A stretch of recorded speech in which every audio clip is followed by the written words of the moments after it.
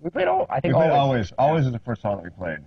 And we'd actually been working in the studio for a while before we all grabbed the instruments, and we kind of went about it a little backwards. We really should have just gotten in a room and everybody played their instruments, but instead we got into a room and started throwing ideas at one another and started recording ideas, which really jump-started the recording process, but at the same time it wasn't until like 2 months later that we all actually performed again, which is kind of why we're out on this tour, is to really like get together again as a band and play music together and relearn each other musically and then go back in the studio and write the record. A lot of it came back kind of like riding a bike, you know?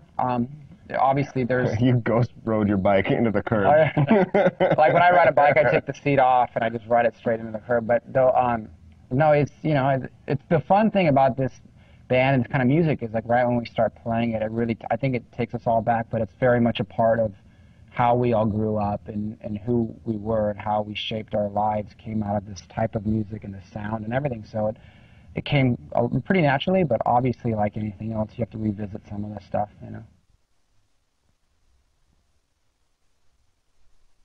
We threw around a lot of ideas back and forth. They have a studio in LA, and I went to San Diego, and we would drive up and visit each other.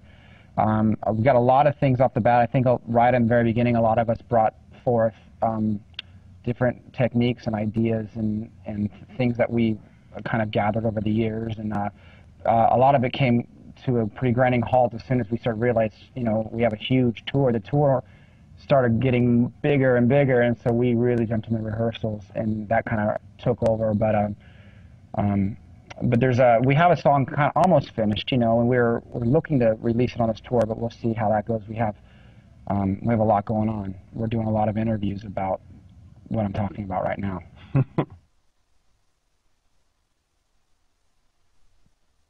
The tour has been awesome. Yeah, this is probably the funnest tour I think I've ever been on. We have a really great crew, amazing set. Travis's drum solo is ridiculous. Cool bands opening up, and all the people that have been coming to the show have been really, really awesome. This whole thing's been a party. It's fun. It's a lot of fun. Blasting music.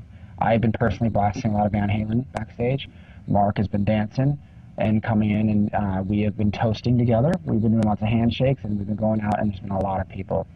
And Mark mentioned the drum solo. It is quite the spectacle.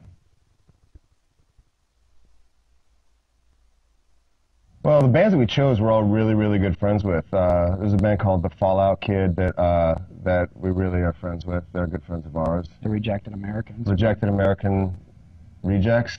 Yeah, All American Rejects, that's right, that's what they're called. They're really cool. Panic in the Disco.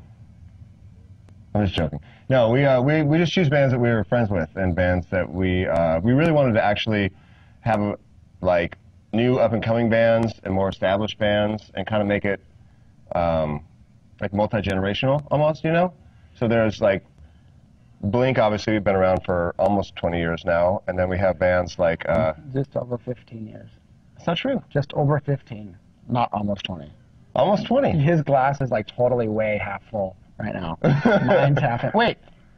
Yeah, my glass is half full. No, we're not all. And then we have like bands like Chester French, who are just breaking right now, and Asher Roth, and we have bands like Fall Out Boy and Panic at the Disco and Taking Back Sunday, who are established acts, and I don't know, I think it's a good mix. It's really cool to look out and see, you know, people that it might be their first concert ever, and from also to the end of the spectrum where it's people bringing their kids to shows that grew up on Blink, you know, people that we came up with, and now they're bringing their kids to their first shows or whatever. It's pretty cool. I collect vintage guitars, and I collect the hotel room keys from tour, and Simpsons action figures. Antonio Banderas pictures? Yeah, I have a lot of pictures of Antonio Banderas. That dude's dreamy. I mean, you can't, he's undeniably dreamy. Yeah. Travis, of course, collects cars. And what else? Ghetto blasters? Ghetto blasters. Keyboards. Keyboards, drum machines, music equipment.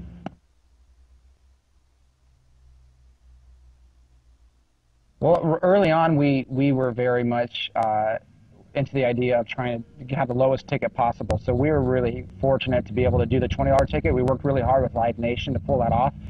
I hear there might be a couple other tours that are doing something similar, but we're really proud of the fact that from the get-go we tried to do something like that for the fans.